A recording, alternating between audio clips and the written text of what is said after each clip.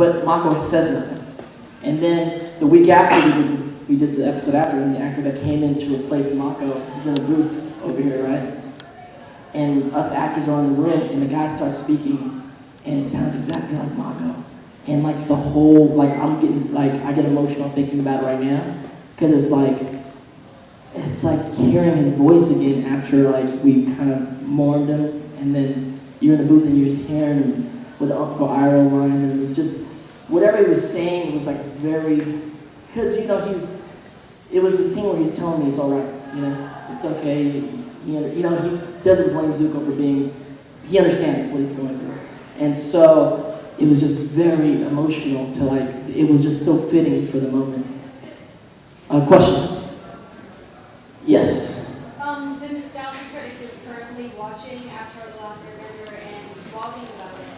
And who is? The Nostalgia Critic. Okay. And one of the recent ones, he said the show really brought him back to the childhood, because all adult programming focuses on the negative, and this show goes through and teaches you really important lessons through a really interesting medium and culture. And he's really happy that it caught on as much as it did. Is it something that you would actively promote to parents and like other people? Yeah, I think it's right. I mean, I haven't read Nostalgia Critic, but I should probably check it out. I think that is another one of the great things. It's definitely a positive show, and it really is approaching it in the brilliance of Mike and Brian is that it's not like they don't constantly go out and tell you things that hit you over the head like this is the way it should be, like super, old school G.I. Joe, like knowing is half the battle. G.I. Joe. Which was great. But even like if you take a story like Zuko, it's so complex that you're going to enjoy it if you're 11 for one reason, but you may enjoy it at 21 for a different reason. You may enjoy it at 31, 41, 51 for a whole nother reason. And you can keep watching it, and the positive aspect and complexity of what the morals that they're talking about is very, I think it's really positive, and I think it's beautiful the way they did that. And it's very Eastern philosophy about going about improving yourself and finding enlightenment. So I love it for that reason. We have like 10 more minutes. We have 10 more minutes. We have like a few more questions. Question, yeah. I have a question, but it's going to sound a little stupid, so bear with me. I won't judge you. Why don't firebenders spontaneously combust with your venting energy? Because if you think about it, fire is really an element of sort of energy. So by venting fire out of nothing, you're creating energy. So wouldn't firebenders be spontaneously combustible? Yeah. That is a good point. Spontaneous combustion is a possibility.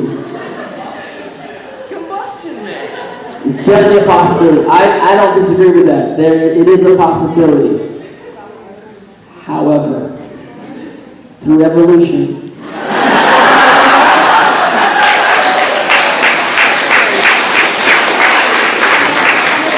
we took care of that. We took care of that revolution. Question. Garth, what's up? Hey, dude. Okay. Hey. Well, I have actually two questions. This is kind of going out of the Last Airbender kind of thing. About Jake Long.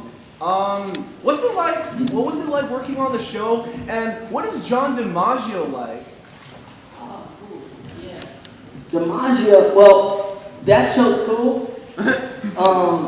Jake Long, this Disney show, and it was cool. I played this dragon, and played this kid who turns into a dragon. And that was cool. That show was fresh because it was the first time I did like a full animated series. And so I'm doing this press series, right? I'm doing this press conference for the foreign press with Disney. And so Disney has me there. It's back in the day, like the first season of like High School Musical. Like those kids were there, and we're like all doing press for our new Disney shows. And I'm like, who's High School? Who's that? What do you guys do? We sing and dance. I'm like, whatever.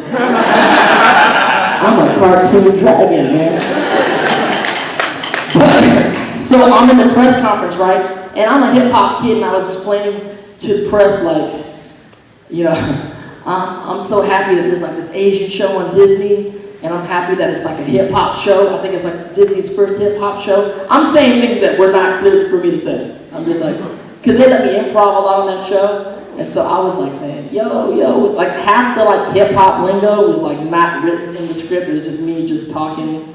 And then this other character who plays my friend, Trixie Kitty, she's like super, we were just talking. We were saying stuff that they had no idea we were saying. And so I'm like, yo, I'm so happy that Disney has this new Asian American hip hop show. This is so dope. And I'm saying all this stuff, and the president of Disney comes up after me like, I didn't realize we had a hip hop show.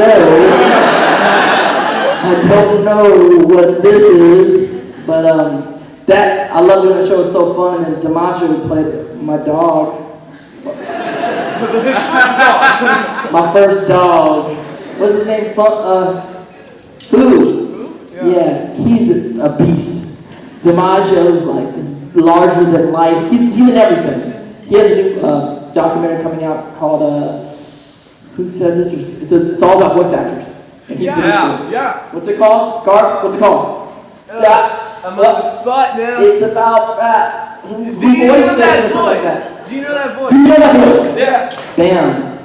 So you gotta check that out. And DiMaggio is large. He does everything, and he's so fun. Again, he's another guy, and he's a hip hop dude. He's like a New York hip hop guy. So we were just doing hip hop terminology that Disney had no idea what we were doing. And then while we were rapping, like we got that song, and the original song sounded like some old, I mean, you can hear it. The song for the American Dragon was like some old poppy Beach Boys thing. And then I was like, no, I should rap on this. I should rap on this. And then one of the dudes who was like this older guy was like, yeah, you should rap on this on Disney. And then he was like 50 or something, I don't know.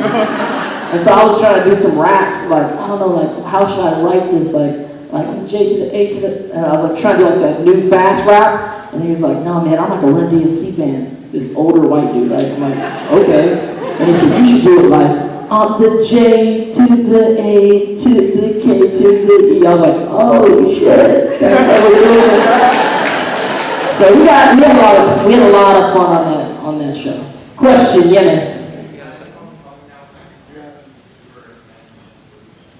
Oh, coming back here next year? I don't even know what I'm doing next week. But I love Vancouver, so there's always a chance of that. Yeah.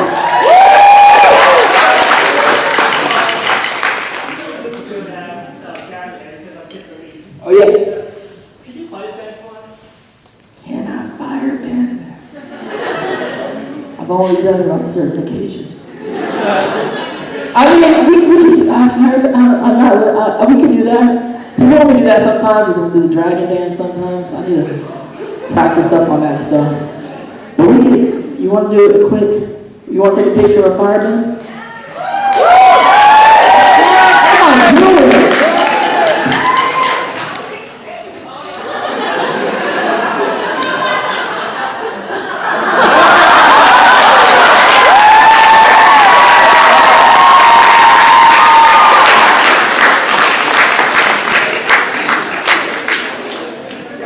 Probably got time for two more questions.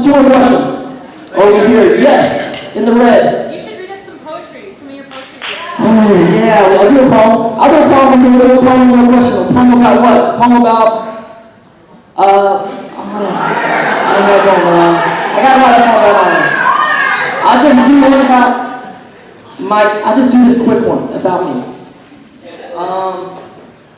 Thoughts will run my mind, Now ask yourself, who's this kid that stands before me? Hope he doesn't bore me quick, stick him in another category.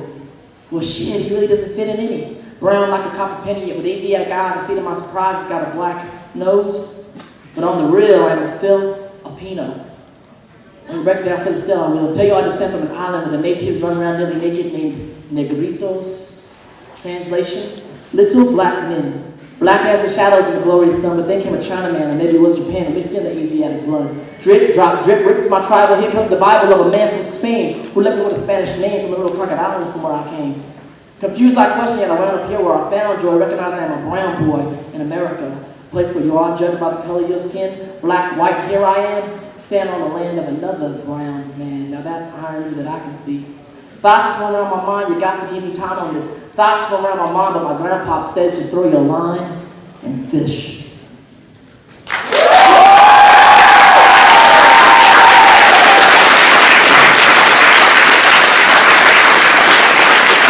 Thank you. And I guess we have time for one more question, and then I think I'm going to say later.